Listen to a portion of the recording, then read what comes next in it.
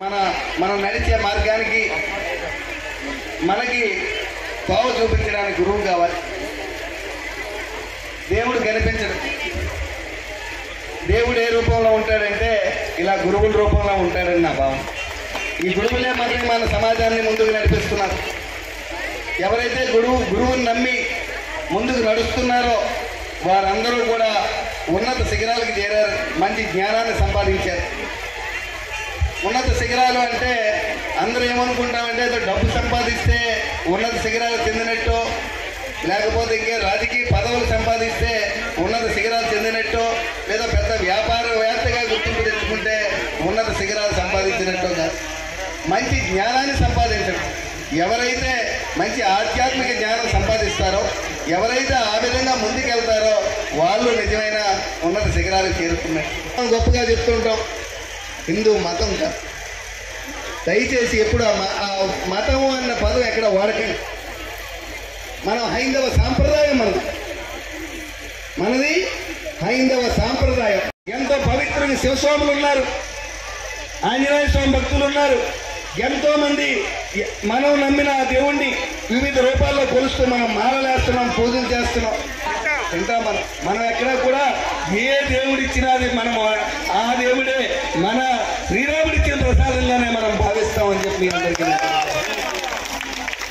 కానీ కొంతమంది దాన్ని విరుద్ధంగా చూసి మన హైందవ సాంప్రదాయాన్ని సనాతనం అయినా కానీ మనం ఎక్కడా కూడా రాక్షసుల కాలం నుంచి రాక్షసులట మనం చదివాం కదా, పురాణాల్లో చెప్తుంటాం, సిద్ధమే ఉన్నాయి.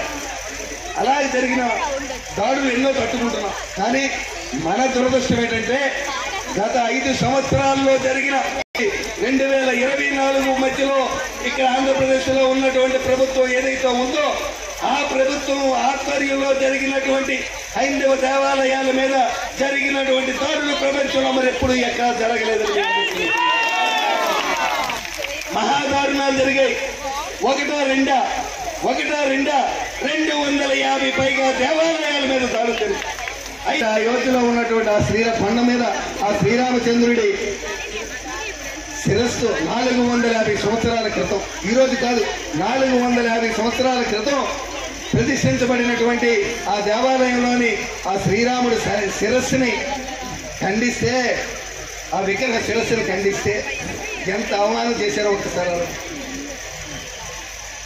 అక్కడికి ఎవరు వెళ్ళిపోయారో కొండ మీదకి. విషయం తెలుసుకున్న డిసెంబర్ 28 అర్ధరాత్రి జరిగింది విషయం తెలుసుకున్న వెంటనే స్వామి నాకు ఫోన్ చేయడం, నేను అతను ఫోన్ చేసాం, అతను ఒక కారులో నేను ఒక కారులో. కానీ మీరెవరు మమ్మల్ని నిర్బంధించడానికి? మా రాముడికి అక్కడ అన్యాయం జరిగింది, మా రామ విగ్రహానికి అన్యాయం జరిగింది, మా హైందవ సాంప్రదాయాన్ని మీరు మట్టగలుపుతున్నారు, మేము ముందుకెళ్తాము, మీరెవరని చెప్పి జై శ్రీరామ్ అని ఒక మాటతో ముందుకెళ్ళిపోయాం. మా చేతుల మీదుగా మనకి అధికారికంగా ఆయన సన్నద్ధం అవుతాం. 4వ తారీఖున మనం బయలుదేరి 5వ తారీఖున అక్కడ చేరుకునే విధంగా మనం ప్రయత్నిద్దాం. అందరికీ బస్సులు గట్రా ఏర్పాట్లన్నీ చేస్తారు. ఆ ఏర్పాట్ల ద్వారా కూడా మన ట్రైన్లు కానీ ప్రత్యేక ట్రైన్లు ఉంటాయి, బస్సులు ఉంటాయి. వాటి ద్వారా మన అందరం కూడా ముందుకెళ్ళాలని చెప్పి మీ అందరికీ నేను ఈ సందర్భంగా పిలుపునిస్తూ, నాకు మీ అందరి మధ్య ఇంతమంది మహానుభావులు, ఎంతోమంది దైవజ్ఞులు ఉన్నారు, ఆధ్యాత్మికవేత్తలు ఉన్నారు, ఎంతోమంది పెద్దలు అందరి ముందు నాకు మాట్లాడే అవకాశం కల్పించినటువంటి స్వామీజీకి, ఈ వేదికకి మరొకసారి నా హృదయపూర్వక పాదాభివందనాలు తెలియజేసుకుంటూ సెలవు తీసుకున్నాను. జై హింద్, జై శ్రీరామ్, జై శ్రీరామ్. విద్యా నిధనం వాచ. మీరు ఎప్పుడు చనిపోతారు ఇది మీరు పుట్టినప్పుడే డిసైడ్ అయ్యింది. అయినా భయం అండి, చావంటే భయం అండి. ఎందుకు అంటే మనం ఏం చేయాలో ఆ పని చేయట్లేదండి. పరోపకారార్థం ఇదం శరీరం పరోపకారాయ పుణ్యాయ పరపీడనం పాపాయ. 10 మందికి మన జీవితం ఉపయోగపడాలండి. అనుకోకుండా ఒక అంటండి, అటువైపు ఒక పాము వెళ్తుంది అంటండి, ఆ పాము అనుకోకుండా నోట్లో వెళ్ళిపోయిందంటండి.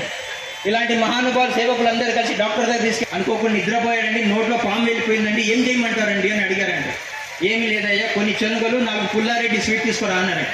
ఇంతేనా డాక్టర్ గారు అన్నాడు. అవునయ్యా అన్నారంట. తీసుకొచ్చారంటండి. ఫస్ట్ చెనగలు తిన్నాడంటండి, తర్వాత ఏం చేయమన్నారంట, 4 పుల్లారెడ్డి స్వీట్ కూడా తినే అన్నారంట. తిన్నాడంటండి. ఇక ఇంటికి వెళ్ళిపోన్నారంటండి. మళ్ళీ ఏం చేయమంటారు స్వామి అన్నారు. మళ్ళీ రేపు సాయంత్రం 5 గంటలకు రండి అన్నారంట. మళ్ళీ రేపు సాయంత్రం వచ్చాడంటండి. మళ్ళీ రాగానే డాక్టర్ గారు మళ్ళీ అదే చెప్పారంటండి, శనగలు పుల్లారెడ్డి స్వీట్. ఒక్కరోజు శబాష్ పుల్లారెడ్డి స్వీట్ ఇవ్వలేదు, పాము బయటకు వచ్చిందండి. ఆ పామును తీసుకొని బయట పంపించేశాడంటే.